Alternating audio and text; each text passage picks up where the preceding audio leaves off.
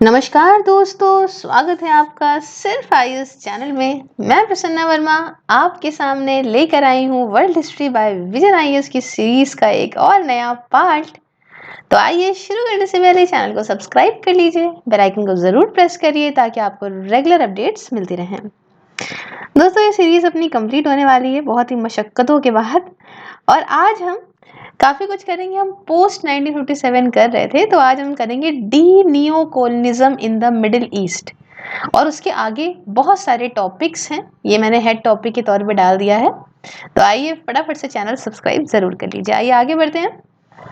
देखिए, सबसे पहले जो टॉपिक है उसी से शुरुआत करते हैं, that is the neo colonialism in the middle east. तो बात ऐसी है कि जो कहानी अपनी लास्ट में थी ये उसी का ही कॉन्टिन्यूएशन है।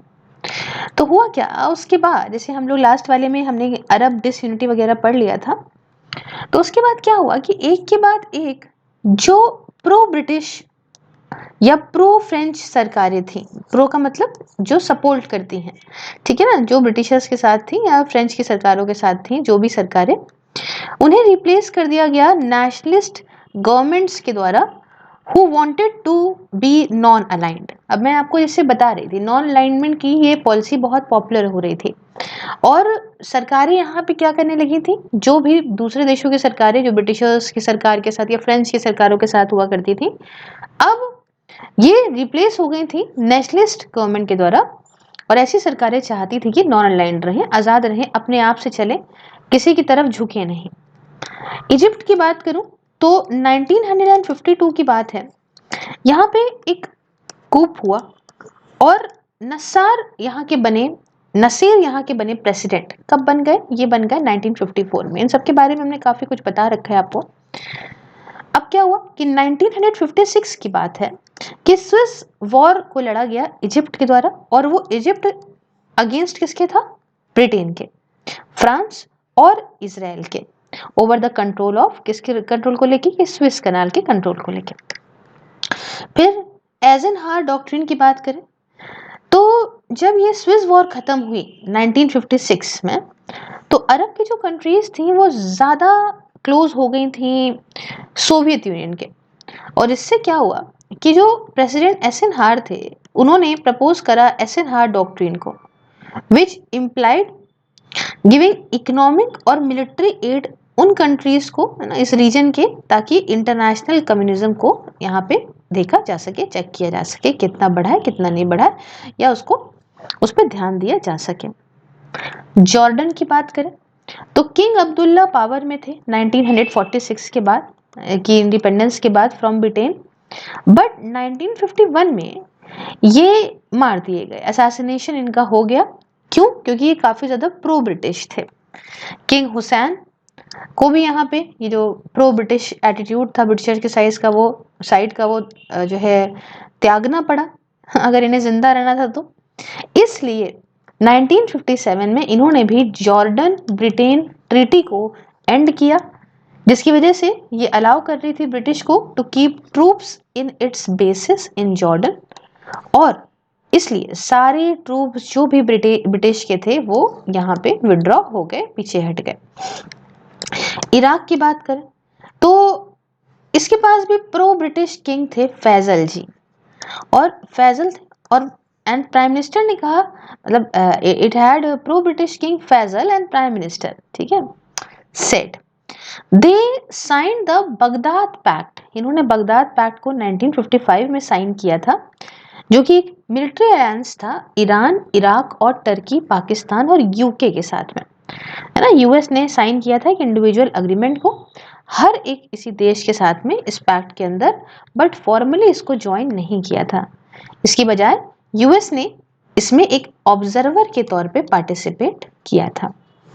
फिर आई इराकी रेवोल्यूशन 1958 का, जिसे ब्रिटिश के ह्यूमिलेशन के द्वारा, जो कि सिस कनाल में हुआ, इसकी वजह से काफी इनकरेज हुआ, और नेशनलिस्ट मतलब नेशनलिस्ट ने मार डाला किंग फैजल को और प्राइम मिनिस्टर सेड को, एंड इसलिए इराक बना एक रिपब्लिक 1958 में।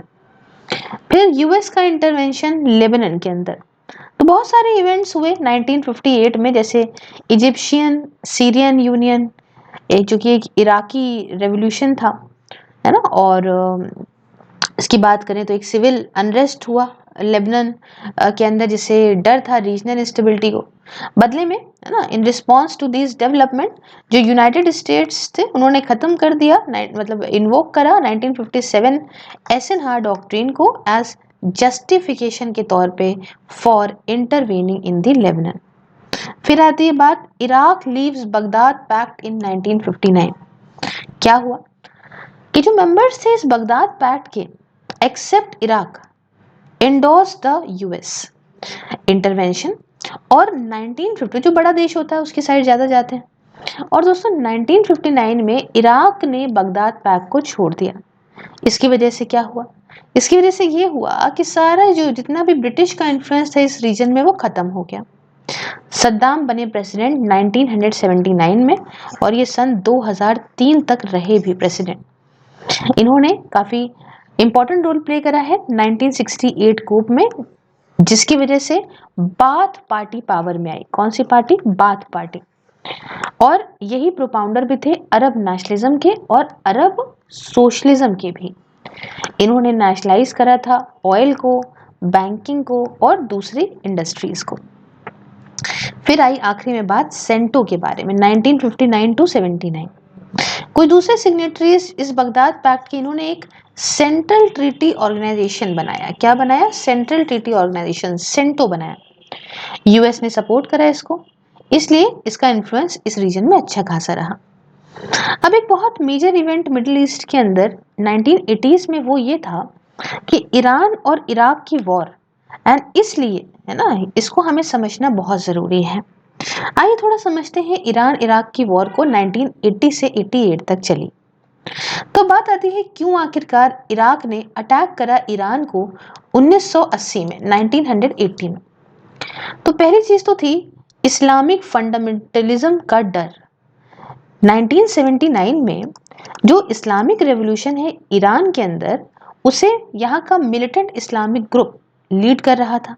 दैट इज ईरान का फंडामेंटली शिया का ये मानना था कि जो कंट्री है उन्हें इस्लामिक कोड के हिसाब से चलाया जाए। सद्दाम को ये डर था मिलिटेंट इस्लाम की फैल रहा है, ईरान से इराक में ना आ जाए। और इराक और ईरान जो है वो दोनों में ही शिया मेजॉरिटी है, वाइल सद्दाम जो थे वो थे सुन्नी। तो डर के मारे, ये पहले तो डर था। दूसरा था बॉर्डर डिस्प्यूट, किसको लेके? खुशेस्तान को लेके। देखिए इराक चाहता था खुशेस्तान को, और बॉर्डर प्रोविंस जो कि ये थी ईरान की, जिसे यहाँ पे पॉपुलेट करा, मतलब यहाँ रहते थे अरब्स ना कि पर्शियंस। तो टेरिटरी जो है वो पार्ट आज भी है ईरान का।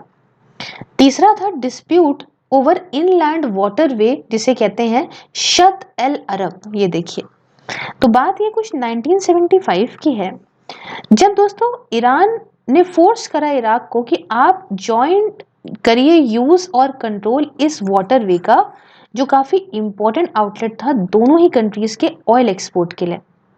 वाटरवे को बनाया गया था, मतलब waterway form part of frontier between the Iran and Iraq, और waterway is with Iraq since Iran Iraq in are war.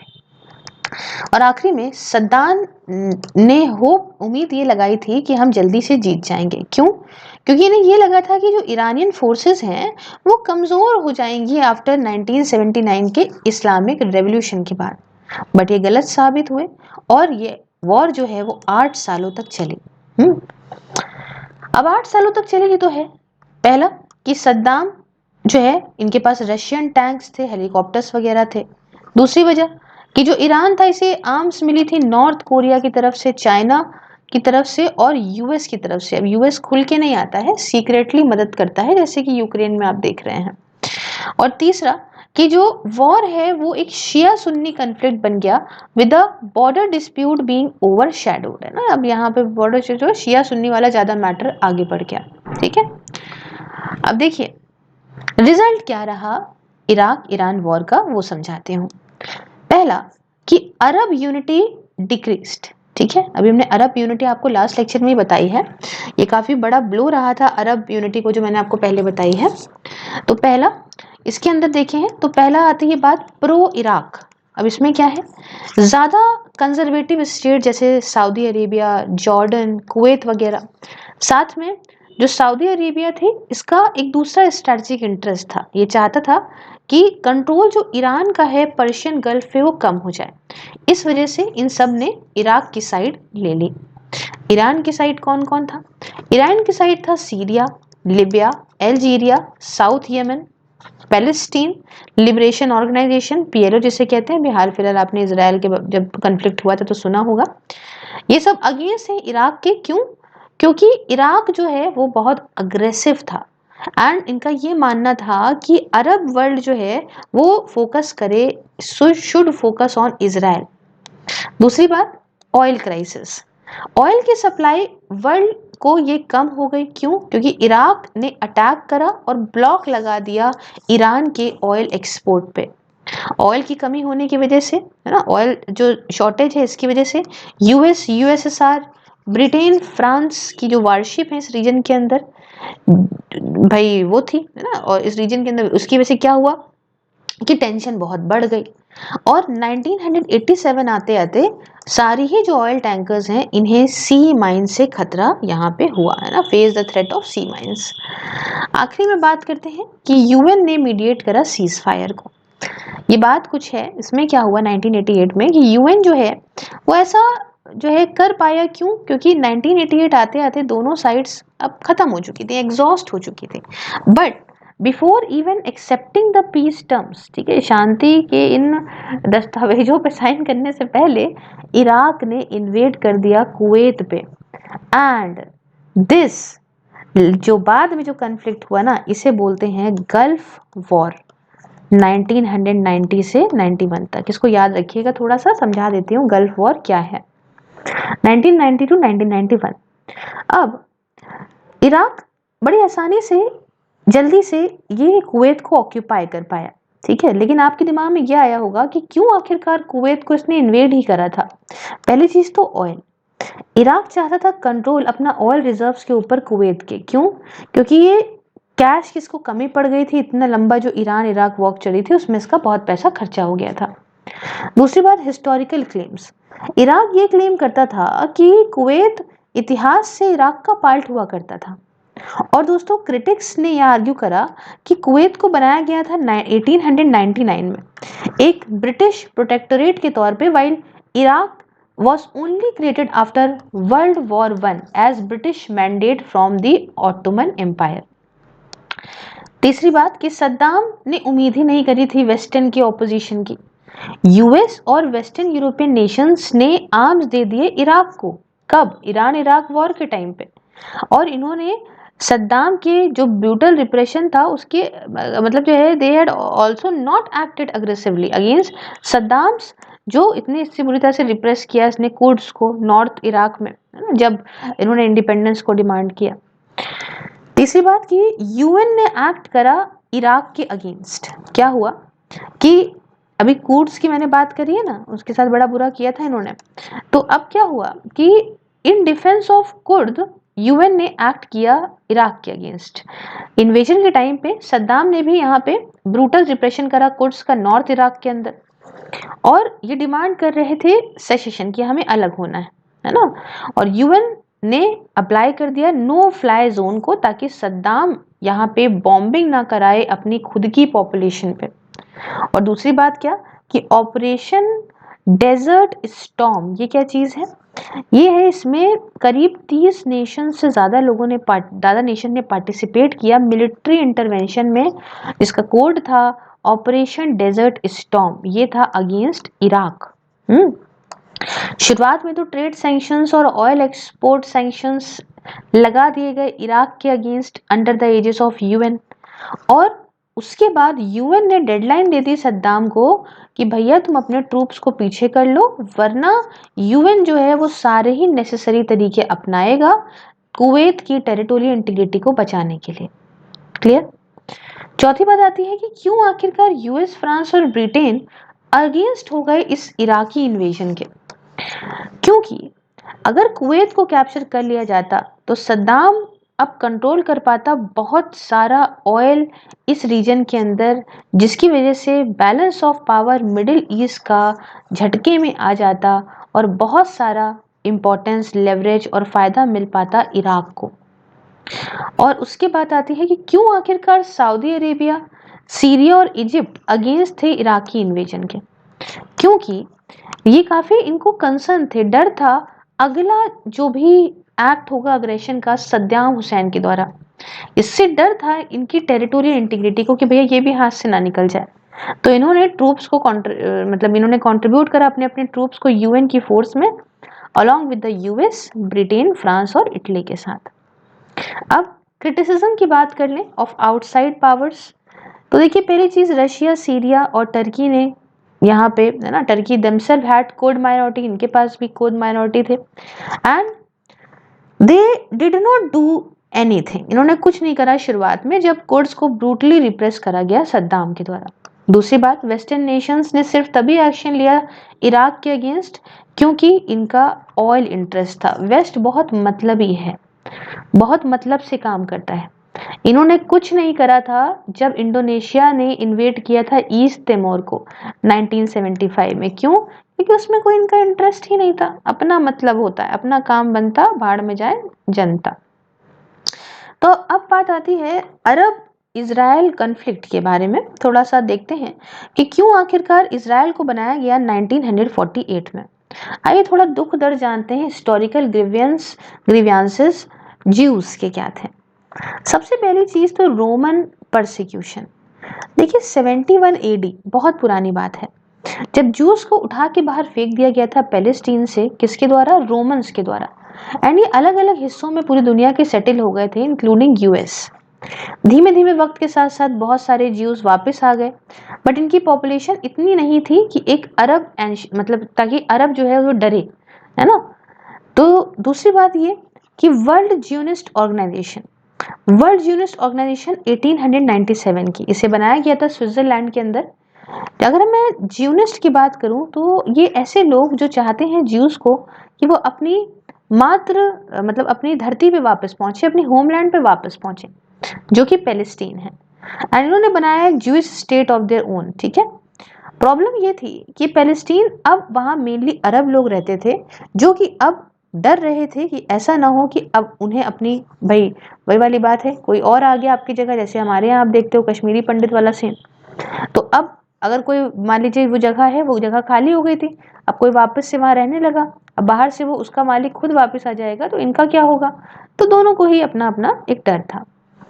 अब नाजी परसिक्यूशन दूसरी बात है, इसी के अंदर है, हिस्टोरिकल बात कर रही हूँ। तो नाजी क्या हुआ था, अब हिटलर को कौन नहीं जाता। नाजी पर जो परसिक्यूशन हुआ, ऐसा मारा गया, तो इसकी वजह से बहुत ज्यादा रिफ्यूजी यूरोपियन ज्यूस के बढ़े, है ना, जो देख रहे थे भैया उनको घर चाहिए, है ना, और वो वापस आना चाहते थे पैलेस्टीन में। एंड 1940 तक आधी से ज्यादा पॉपुलेशन पैलेस्टीन की वो ज्यूइश हो गई। नाजी का परसिक्यूशन एंड डेमोग्राफी में चेंज पैलेस्टीन के अंदर, और डिमांड थी इसराइल की एज अ सेपरेट स्टेट, ये और ज्यादा बढ़ने लगी। तो अब बात आती है कि क्यों आखिरकार, है ना, किस तरीके से इसराइल बना, ऐसा बना कि वो रहा आज तक, एंड किस तरीके से एक बीच का रास्ता जो निकालने की बात हुई वो फेल हो गई। अभी देखिए, अभी पहले हम आपको इतना डीप में नहीं ले चलते हैं, हम आपको पहले ये बताते हैं कि भाई कैसे ये था कि बनेगा ही बनेगा इसराइल, है ना, किस तरीके से बीच का सोल्यूशन नहीं निकला। अभी थोड़ा समझाते हैं, पहले ब्रिटेन के बारे में समझिए। तो सीन क्या है कि वर्ल्ड वॉर 1 के बाद ब्रिटेन जो है, इसको पैलेस्टीन मिल गया एक मैंडेट के तौर पे। ये सब क्या होता है ये मैं पहले बता चुकी हूँ, हम लोग काफी लेक्चर के आगे वाले हिस्से में आ चुके हैं। 1917 में ब्रिटेन ने ये कहा कि ये फेवर करता है कि भाई इसराइल को बनाना चाहिए, इसराइल के क्रिएशन का फेवर करता है।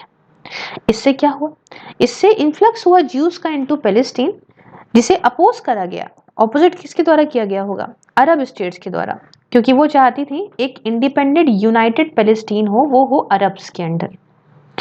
अब ज्यूनिस्ट टेररिज्म, ज्यूनिस्ट के बारे में मैंने बताया क्या है क्या नहीं है। तो ये स्टार्ट हुआ वर्ल्ड वॉर 2 के बाद, जिसने अरब को टारगेट करा, ब्रिटिशर्स को टारगेट करा, जो अपोज कर रहे थे ज्यूस का influx under pressure from Arab states. US ने प्रेशर करा ब्रिटेन को कि भाई आप ज्यूस को अलाउ करिए कि वो पैलेस्टीन में जाएं।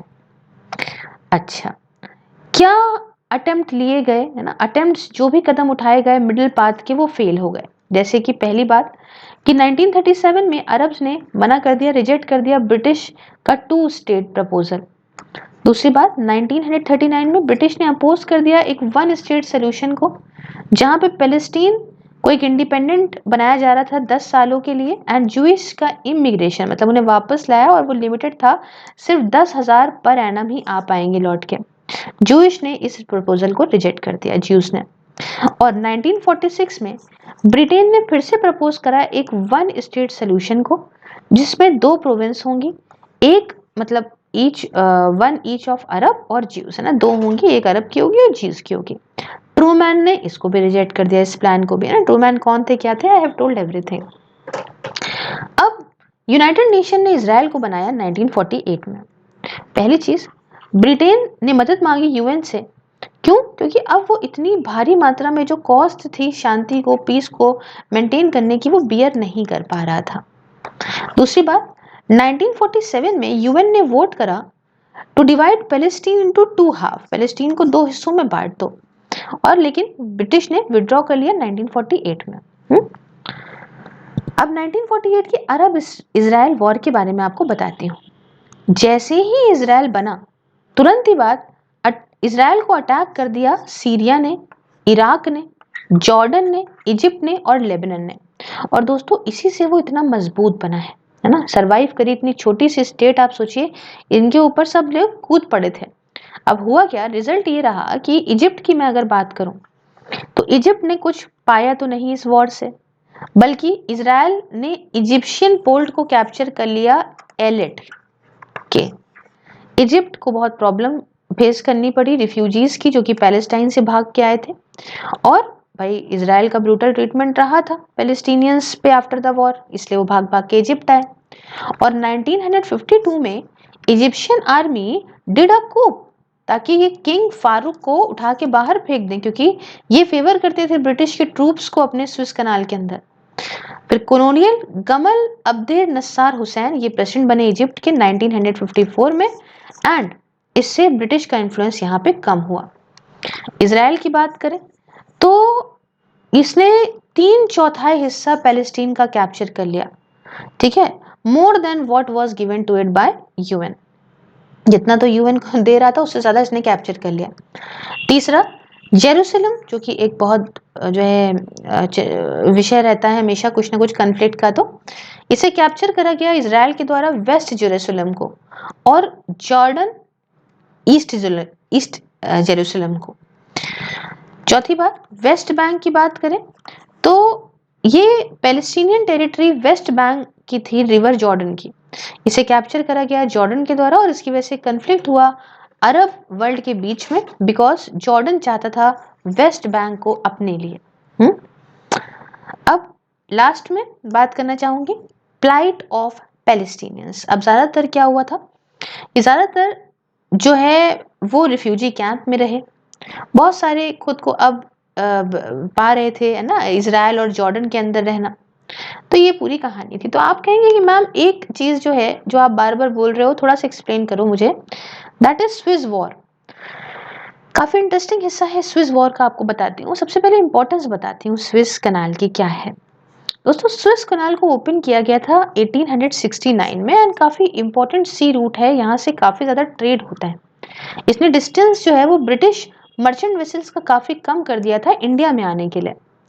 ये एक ऐसा तरीका था, मेडिटेरियन सी से होके गुजरा टुवर्ड द इंडियन ओशन, और बिना स्विस कैनाल के जो शिप्स हैं वो यहाँ पर ट्रैवल ना कर पाती वेस्टर्न कोर्ट्स में अफ्रीका के, और उसके बाद के मतलब समझ रहे हो ना, इसी फिर जो है without Suez canal the ships would have to travel, मतलब ऐसा था कि ये बहुत शॉर्टकट है। आप ऊपर से देखेंगे, यहाँ मैं मैप नहीं अटैच कर पाई हूँ, बट आराम से आप आ जाएंगे, नहीं तो पूरा अफ्रीका होते हुए केप ऑफ गुड होप, इतना लंबा रास्ता था एशिया में आने के लिए।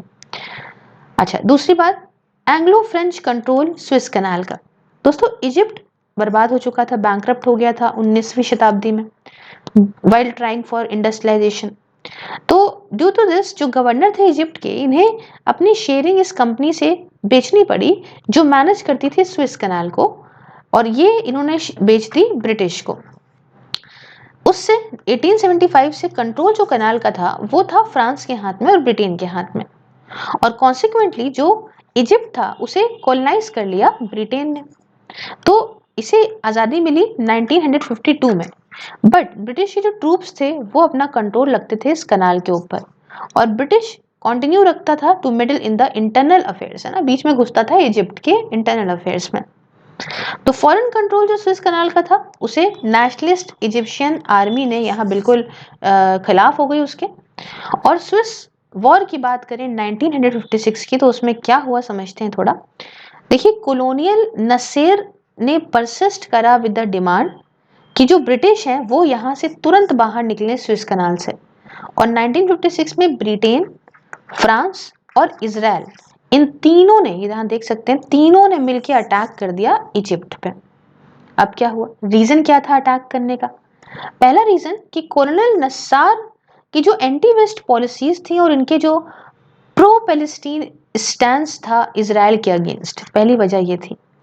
दूसरी कि कॉलोनल नस्सार ने ऑर्गेनाइज करा फिदाइंस को, जो कि मर्डर कर रहे थे, बॉम्बिंग कर रहे थे इजराइल के अंदर।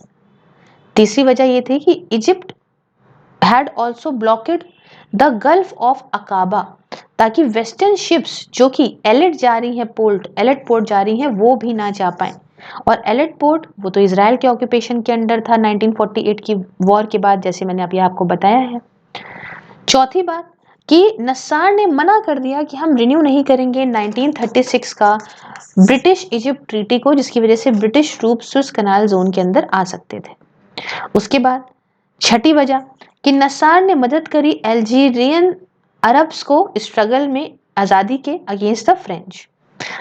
छठी वजह कि इन्होंने अरब नेशंस को कहा कि to resist the Baghdad pact lead by British. Baghdad pact का एम ये था कि हम ब्रिटिश का इन्फ्लुएंस रखेंगे नॉर्दर्न अफ्रीका में और मिडिल ईस्ट में। सातवीं वजह कोल्ड वॉर। पहली चीज क्या इसके अंदर है, कोल्ड वॉर में क्या था कि कॉलोनियल नस्सार ने फर्दर और जो है एंटागोनाइज करा ब्रिटिश को, कैसे? By signing defence deal with the Czechoslovakia in 1955। ये एग्रीमेंट की वजह से आर्म सप्लाई मिली, ट्रेनिंग मिली इजिप्शियन आर्मी को, और यूएस की ग्रांट को कैंसिल कर दिया गया फॉर एस्वान डैम। यूएस ने देखा बॉनहोमी को between the Russia and Egypt as a part of cold war, and इसे डर था कि रशिया ना एंटर कर जाए ऑयल रिच रीजन में मिडिल ईस्ट के। रिजल्ट के तौर पे इस कम्युनिस्ट फोबिया के यूएसए ने मना कर दिया, कैंसिल कर दी उस ग्रांट को जो उसने प्रॉमिस करी थी कि वो इजिप्ट को देगा असवान डैम बनाने के लिए। और आखिरी में आता है नेशनलाइजेशन ऑफ स्विस कनाल। तो कंडीशन थी ना, इकोनॉमिक स्ट्रेस था, इससे इंपॉर्टेंस मिली असवान डैम को टू इजिप्ट। जॉर्ज यूएस ने ग्रांट तो मना ही कर दी थी, तो इसकी वजह से तुरंत क्या हुआ कि कॉलोनियल नस्सार जो है वो फटाक से इन्होंने नेशनलाइज करा स्विस कनाल को। कॉलोनियल नस्सार चाहते थे कि ये इनकम को यूज करें जो कि इनको स्विस कनाल से मिल रही है, और इससे इस डैम को अपने आप बनवाएं। बदले में नेशनलाइजेशन जो स्विस कनाल का था उसमें कॉलोनियल नस्सार ने ये प्रॉमिस करा कि हम अच्छा खासा कंपनसेशन देंगे शेयर होल्डर्स को। इन्होंने ये भी प्रॉमिस करा कि हम स्विस कनाल का यूज कर सकते हैं सारे नेशंस, लेकिन इजराइल नहीं कर सकता। इसलिए नस्सार की पॉलिसी का एम ये था कि ट्रेड को हर्ट नहीं करना है ना, रिजाइम जो ट्रेड रिजाइम है ब्रिटिश का, बट अपनी कंट्री की आज़ादी को सिक्योर करना है नियो कॉलोनिज्म से, और सोवेरियन राइट इजिप्ट के जो हैं वो मेंटेन रखने हैं अपने रिसोर्सेज पे, इंफ्रास्ट्रक्चर पे और दूसरी चीज़ों में स्विस कनाल के। बट मेन दिक्कत ये थी ब्रिटिश की और फ्रेंच की कि इन्हें अपना इन्फ्लुएंस रखना था अपने आसपास के स्टेट पे, ताकि ये फायदा उठाते रहें नियो कॉलोनिज्म्स का। और इनको डर था अरब यूनिटी का, है ना, जो कि हो रही थी, है ना, since the creation of Israel. तो यहाँ पे एक दिक्कत ये थी कि वेस्टर्न पावर्स की कि इजिप्ट चाहता था कि यूनाइटेड अरेबिया बने अंडर द इजिप्शियन कंट्रोल, और ये हो सकता है कि यूएसएसआर की साइड ज्यादा हो। इसलिए अरब यूनिटी अगेंस्ट इकोनॉमिक इंटरेस्ट के जो वेस्ट वालों के थे। क्यों? सिंस मिडिल ईस्ट और नॉर्थ अफ्रीका अब मेन सोर्सेज बन गए थे ऑयल का, और अगर अरब डिसाइड करेंगे ऑयल को यूज करना अपने फायदे के लिए, तब ये आ जाएंगे, भाई क्या हो जाएगा, then would come under the domination of the Arab countries. तो अब रिजल्ट क्या रहा स्विस कनाल की जो ये वॉर हुई उसका? पहला कि ब्रिटिश का इन्फ्लुएंस यहाँ पे कम हो गया। दूसरा, कि फायदा इजराइल के लिए ये हुआ कि इसने कैप्चर करा सिनाई पेनिनसुला को इजिप्ट के, एंड इसे अपने फायदे के लिए यूज करा पीस टॉक्स के लिए और टेम्परेरी सेसेशन के लिए फिदाइन अटैक की अपने टेरिटरी पे जो है इनके हो रहे थे। तीसरी बात, सीज फायर। यूएसए और सोवियत यूनियन ने बिचौलिया बने, मीडिएट करा सीज फायर को काम करके यूनाइटेड नेशन के साथ, और इजराइल वापस लौट गया, मतलब इसने वापस लौटा दिया सिनाई पेनिनसुला को इजिप्ट को। चौथी बात, स्विस और ऑयल सप्लाई। ब्रिटिश और फ्रेंच फेल हो गए अपनी वॉर एम्स को पाने में, और इजिप्ट ने ब्लॉक कर दिया स्विस कनाल को टिल 1957, और अरब स्टेट्स ने डिक्रीज करा ऑयल सप्लाई को टू द यूरोपियन कंट्रीज। पांचवी बात, रशिया का इन्फ्लुएंस। यहाँ पे इंक्रीज था रशियन इन्फ्लुएंस का इस रीजन में, एज यूएस की एड जो है उसे रिप्लेस कर दिया गया था रशियन एड से अब, और मतलब पैसा जो देगा उसका बोलबाला। एंड साथ में ब्रिटिश ने भी अपना अलाय जो है वो लॉस कर दिया था इन फॉर्म ऑफ इराक। ठीक है। छठी बात, इराकी रेवोल्यूशन 1958 का, जिसे और बढ़ावा दिया गया था है ना बाय द डिफीट, जो हारे ना ब्रिटिश और फ्रेंच उससे, और नेशनलिस्ट जो इराक के थे इन्होंने मर्डर कर दिया प्रो ब्रिटिश किंग फैजल को और पीएम सेड को 1958 में, जैसा मैंने आपको बताया है। ठीक है। फिर आई बात अल्जीरियन फ्रीडम स्ट्रगल की, जो फ्रांस हारा स्विस कनाल के अंदर, इससे और मोराल बढ़ा नेशनलिस्ट का जो अपनी इंडिपेंडेंस के लिए लड़ रहे थे, और जो ये पाए 1962 में नसार ने इनकी मदद करी अल्जीरियंस की। और आखिरी में अरब यूनिटी अंडर नसार। तो जो 1956 का साल था ये एक नया फेज था अरब यूनिटी का in form of colonial Gamal Abdel Nasser. अच्छे लीडर बन के आ गए थे, इंडिपेंडेंस स्ट्रगल जीते भी थे, इंडिया ने सपोर्ट करा था एंटी नियो कोलोनिज्म स्ट्रगल को इजिप्ट के, और हमारे जवाहरलाल नेहरू जी जो हैं इन्होंने एक अच्छा मतलब रिपोर्ट शेयर किया विद कॉलोनियल नसार। दोनों ने ही कुछ और लीडर्स के साथ, घना के लीडर्स के साथ, युगोस्लाविया के टीटो के साथ, सुकर्नो ऑफ इंडोनेशिया के साथ, ये सब मिलके बनाया नॉन अलाइनमेंट मूवमेंट 1961 में, जो कि काफी ज्यादा पॉपुलर रहा है। फिर बात करते हैं 6 डे वॉर की 1967 की। दोस्तों, Syria, Iraq, Jordan, Egypt, Lebanon और अल्जीरिया जो कि इंडिपेंडेंस पा चुका था 1962 में, इन्होंने ट्रूप का मोबिलाइजेशन करवाया, बट ये काफी धीमे धीमे हुआ, और अर्ली वार्निंग हुई, और टाइम था अब इजराइल के लिए, है ना, अर्ली वार्निंग थी और time to Israel which launch the preemptive strike, और इसने इजिप्शियन एयरक्राफ्ट को डिस्ट्रॉय कर दिया। रिजल्ट ये रहा कि इजराइल की बात करें तो बैटल फेल हो गई मिलिट्री सोल्यूशन पाने में इस प्रॉब्लम ऑफ पैलेस्टीन का, बल्कि इजराइल ने लेकिन कैप्चर कर लिया सिनाई पेनिनसुला को इजिप्ट के, गोलन हाइट्स को सीरिया के। अभी ये समझिएगा नहीं, अभी ये वापस लौटता भी रहा है। पैलेस्टीन की बात करें उसके अंदर पूरा जेरूसलम और वेस्ट बैंक फ्रॉम जॉर्डन और गाजा स्ट्रिप, पहले जो अर्लियर जो पैलेस्टीन के साथ था, ये सब इजराइल ने कैप्चर कर लिया। इस बार इजराइल ने मना कर दिया यूएन के रेजोल्यूशन को, जो यूएन कह रहा था कि टेरिटरी को वापस रिटर्न कर दो। इसने अब ये इच्छा जताई कि सिनाई और गोलन हाइट्स वो बफर जोन का काम करेंगे, लौटाएंगे नहीं। दूसरी बात, militarization of the region by Russia. Russia ने यहाँ पे सप्लाई करना शुरू कर दिया मॉडर्न आर्म्स को इजिप्ट को और सीरिया को, और रीजन ये था कि भाई आज प्रेजेंट स्ट्रेंथ सीरिया की थी अगेंस्ट द रिबल्स। और तीसरी बात, स्विस का ब्लॉकेट। इजिप्शियन ने अब यहाँ पे ब्लॉकेट करा स्विस कनाल का, जो कि 1975 तक लगा रहा। अब देखिए यौम किप्पुर वॉर या अक्टूबर वॉर कहते हैं 1973 की। ये बढ़ी military Arsenal from Russia, Egypt और सीरिया की वजह से, जिन्होंने अटैक करा इजराइल को। यौम किप्पुर ये एक ज्यूइश फेस्टिवल था, और इजिप्ट और सीरिया चाहते थे कि ये कैच करें इजरायलीज ऑफ गार्ड को। क्यों क्यों चाहते थे? पहली चीज कि रिट्राइव करें सिनाई, भाई जो लिया है ना उसने सिनाई पेनिनसुला और गोलन हाइट्स को इजराइल से ले लें। इजिप्ट चाहता था कि नेगोशिएशन हो जाए पैलेस्टीन के मैटर पे। साथ में पैलेस्टीन लिबरेशन ऑर्गेनाइजेशन वो भी अरब स्टेट्स को फोर्स कर रही थी कि आप भी और कुछ कदम उठाइए, बहुत सारी चीजें थी। रिजल्ट क्या रहा? रिजल्ट ये रहा ऑयल क्राइसिस 1973 की।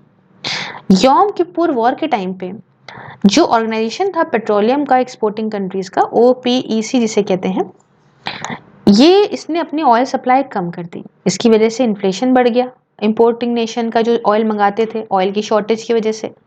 अब ओपीईसी चाहता था कि यूएसए पे प्रेशराइज करे, यूरोपियन नेशंस को प्रेशराइज करे जो इजराइल को सपोर्ट कर रहे हैं कि अब आप सबमिट कीजिए। कुछ ये आर्ग्यू करते थे कि ओपीईसी जो है वो जनरली कंसर्न है towards the preservation of the scarce resource. दूसरी बात, यूएसए और यूएसएसआर ने इंटरवेन करा यूएन के माध्यम से और सीज फायर यहाँ लगी। तीसरी बात, स्विस कनाल, इजराइल ने विड्रॉ कर लिए अपने ट्रूप्स को स्विस कनाल से और इजिप्ट ने अग्री करा कि हम कनाल को ओपन करेंगे 1975 में, ठीक है। बट लेकिन ये कहा कि इजरायली को यूज नहीं करने देंगे। इजरायली ने रिटेन करा, उन सारी टेरिटरी को अपने पास रखा जो 1967 वॉर में पाए थे, that is Sinai, Golan Heights, West Bank, Gaza और पूरा ही जेरूसलम। सक्सेस सदद की, सक्सेस फॉर सदद, इजिप्ट ने सेलिब्रेट करा 6 अक्टूबर को हर साल अक्टूबर वॉर के तौर पे, lead to 1979 Camp David accords, जिसकी वजह से इजरायली ट्रूप्स सिनाई से बाहर हटे। और सिनाई ने 1979 के बाद ये था कि इसे हम डीमिलिटाराइज कर देंगे विद यूएस सैटेलाइट्स जो मॉनिटर करेंगे पेनिसुला को, ठीक। अब ये तो चीजें हमने करी यहाँ पे, ओके। अब क्या है, कैंप डेविड अकॉर्ड्स 1979 या 1979 का इजिप्ट इजरायली पीस ट्रीटी, ये क्या है थोड़ा सा समझते हैं। दोस्तों 1979 में क्या हुआ कि मतलब यूएसए बीच में, यूएसए जो है वो मीडिएटर बना था। प्रेसिडेंट कार्टर थे उस समय यहाँ पे। इनके मीडिएशन में इजिप्ट और इजराइल ने एक लैंडमार्क पीस एग्रीमेंट साइन करा जिसे हम लोग जाना माना नाम है कैंप डेविड अकॉर्ड्स। इसके अंदर क्या हुआ कि इजरायली ट्रूप्स ने विड्रॉ कर लिया सिनाई से एंड ये चाहते थे कि डीमिलिटाराइज हो, है ना, यूएस की जो सैटेलाइट है वो मॉनिटर करे, जैसे मैंने आपको बताया। दूसरी बात, इजिप्ट ने गारंटी करा कि ऑयल सप्लाई दी जाएगी इजराइल को इस न्यूली डिस्कवर्ड ऑयल फील्ड से जो कि सिनाई पेनिसुला के अंदर है। तीसरी बात कि स्टेट ऑफ वॉर खत्म करेंगे इजराइल इजिप्ट के बीच में। चौथी बात, इजिप्ट अलाउ करेगा इजरायली शिप को कि आप स्विस कनाल को यूज करिए, बट दिस बॉन होमी जो इजराइल और इजिप्ट के बीच में है इसे बहुत सारी अरब्स और प्रेसिडेंट सदत ने एक्सेप्ट नहीं करा था और इसलिए इन्होंने प्रेसिडेंट सदत ने को एग्जीक्यूट कर दिया गया था 1981 में पब्लिक इवेंट में ना, क्योंकि उन कुछ लोगों को समझ नहीं आया था इनकी ये हरकत। अब आप कहेंगे कि मैम प्रेजेंट स्टेटस क्या है, तो सबसे पहले इलीगल सेटलमेंट्स की बात करूं तो इजराइल ने अपना कंस्ट्रक्शन खूब बढ़ा लिया इजरायली सेटलमेंट का लीगली पैलेस्टीन लैंड्स पे, that is West Bank, east Jerusalem और गाजा पे। पैलेस्टीनियन प्रोटेस्ट करते रहे रिफ्यूजी कैंप में वेस्ट बैंक के और गाजा के। 1980 में इजराइल ने डिक्लेयर करा कि भाई ये वापस नहीं दे रहा गोलन हाइट्स को सीरिया को और कभी भी अलाउ नहीं करेगा वेस्ट बैंक को कि वो पैलेस्टीन का हिस्सा बने। तो क्या है प्री 1967 पोजीशन, फ्रीक्वेंटली जिसे इच्छा जताता है पैलेस्टीन और अपोज करता है इजराइल। पहली चीज, पैलेस्टीन चाहता है वेस्ट बैंक को, गाजा स्ट्रिप को और ईस्ट जेरूसलम को। इजराइल कहता है वेस्ट जेरूसलम को, rest of Israel minus Golan Heights, है ना, उस समय जो सीरिया के पास था। फिर आई बात ओस्लो अकॉर्ड्स 1993 की जो कि इजराइल और पीएलओ के बीच में हुई। इस एग्रीमेंट के अंदर ये था कि हम रीऑर्गेनाइजेशन करेंगे पीएलओ का, इजराइल के द्वारा किया जाएगा। साथ में पीएलओ भी रिकॉग्नाइज करेगा इजराइल का राइट टू एग्जिस्ट कि इजराइल भी कोई कंट्री है। पीएलओ ने प्रॉमिस करा कि हम टेररिज्म नहीं करेंगे और पैलेस्टीन अथॉरिटी को एस्टैब्लिश करा गया। इजराइल को लिमिटेड सेल्फ रूल दिया गया पैलेस्टीनियंस को, है ना, in part of West Bank end of Gaza strip, है ना, सारा गाजा नहीं, गाजा स्ट्रिप और वेस्ट बैंक। जूइश के जो सेटलर्स हैं और एक्सट्रीम फैक्शन जो विद इन पीएलओ, इसे अपोज करा गया और बाद में पीएलओ चाहता था कि वो कंप्लीट इंडिपेंडेंस यहाँ मतलब ये जो हिस्सा है वो पाए। सेकेंड वाला ओस्लो अकॉर्ड हुआ 1995 में। इसमें क्या हुआ कि परमानेंट सोल्यूशन पाया गया 1999 तक, मतलब पा लिया जाए। इजराइल यहाँ पे वेस्ट बैंक से और गाजा से खुद को हटा ले, ये करा नहीं करा क्योंकि अभी आपने हमास के बारे में सुना होगा ना, तो हमास टेरर कैंपेन रहा था 1996 में। अच्छा, तीसरी बात, पैलेस्टीन लेजिस्लेटिव काउंसिल ने डायरेक्टली इलेक्ट करा गया था जो by the adult Arabs was to rule the vacated area, जो खाली एरिया को से करेंगे, मतलब गाजा का पार्ट और वेस्ट बैंक का पार्ट। और इलेक्शंस को किया जाएगा 1996 में और यसेर अराफात यहाँ पे बने प्रेसिडेंट, पैलेस्टीन के प्रेसिडेंट। कॉन्सिक्वेंस क्या निकला ये रहा कि इजरायली एक्सट्रीमिस्ट ने अपोज करा, इजराइल के पीएम को एग्जीक्यूट कर दिया गया। हमास जो कि एक सुन्नी ऑर्गेनाइजेशन है वो टेरर कैंपेन चलाने लगा। हेजबुल्ला जो कि एक शिया ऑर्गेनाइजेशन है साउथ लेबनान के अंदर, इसने शेल्ड करा नॉर्थ इजरायली को। नेतान्याहू है ना, ये बहुत फेमस है इजराइल में, आपने सुना होगा नेतान्याहू, एक राइट विंग लीडर जो है, ये पावर में आए 1996 में। अब 2005 आ गया है। 2005 में इजरायली यूनिलेटरल पुल आउट हुआ एरिया से under its control in Gaza strip and hand over कर दिया इस कंट्रोल को पैलेस्टीनियन अथॉरिटी को। एम ये था कि एक सेपरेट पैलेस्टीनियन हो गाजा स्ट्रिप के अंदर फ्रॉम ज्यूज, और रिजल्ट ये रहा कि हमास ने कंट्रोल ले लिया, रिप्लेस कर दिया पीए को। इन्होंने गाजा को यूज करा रॉकेट लॉन्च करने के लिए इजराइल में। 2007 में ब्लॉकेट लग गया गाजा का इजराइल के द्वारा, ताकि गुड्स का मूवमेंट ना हो, है ना, इन आउट ना हो गाजा से। टर्की ने इजराइल को कंडेम करा for firing at a flotilla carrying goods to Gaza. Impact ये रहा ब्लॉकेट का कि इनलीगल ट्रेड हुआ इजिप्ट के साथ में, गुड्स के साथ ये बेचे गए, है ना, बहुत अंधाधुंध प्राइजेस पे। और जैसे कि सब हर्ट होते हैं, इंसान को सबसे ज़्यादा, भाई जो वहाँ लोग रहते हैं उनको सबसे ज़्यादा दिक्कत होती है, तो पुअर गरीब पैलेस्टीनियन को बड़ी दिक्कत हुई। 2012 में पैलेस्टीन जो है from non member observer entity से बना non member observer state. India ने को स्पॉन्सर और सपोर्ट करा रेजोल्यूशन को पैलेस्टीनियन स्टेटस को और बढ़ाने में, और नॉन मेंबर ऑब्जर्वर एंटिटी से नॉन मेंबर ऑब्जर्वर स्टेट को बनाने में। 2014 के स्टेटस की बात करें तो Gaza under Hamas, West Bank थोड़ा है पैलेस्टीनियन अथॉरिटी के अंदर और बाकी है इजराइल के अंदर। ईस्ट जेरूसलम जिसे पैलेस्टीनियन क्लेम करते हैं बट ये है इजराइल के अंदर। पैलेस्टीन चाहते हैं कि होमलैंड में जाएं with East Jerusalem as a capital. Israel अपना सेटलमेंट बढ़ाता जा रहा है वेस्ट बैंक पे और ईस्ट जेरूसलम पे। ईरान सपोर्ट करता है हमास को गाजा के। सीरिया चाहता है गोलन हाइट्स को वापस। इंडिया सपोर्ट करता है यूएनएससी में फुल और इक्वल मेंबरशिप को पैलेस्टीन के, और इंडिया हमेशा चाहता है कि वो पैलेस्टीन के फेवर में रहे कॉज इन यूएन। हालांकि हमारे इजराइल के साथ रिश्ते खराब नहीं है, लेकिन भाई जो इंडिया चाहता है वो जरूरी है आपको बताना। कैसा लगा लेक्चर कमेंट बॉक्स में बताइए। और बस आई थिंक एक तो लेक्चर में कंप्लीट हो जाएगा। ज्वाइन बटन को प्रेस करके आप मेरे चैनल को ज्वाइन कर सकते हैं। नियो कॉलोनिज्म हम नेक्स्ट लेक्चर में पढ़ेंगे। और thank you so much for watching. Bye bye.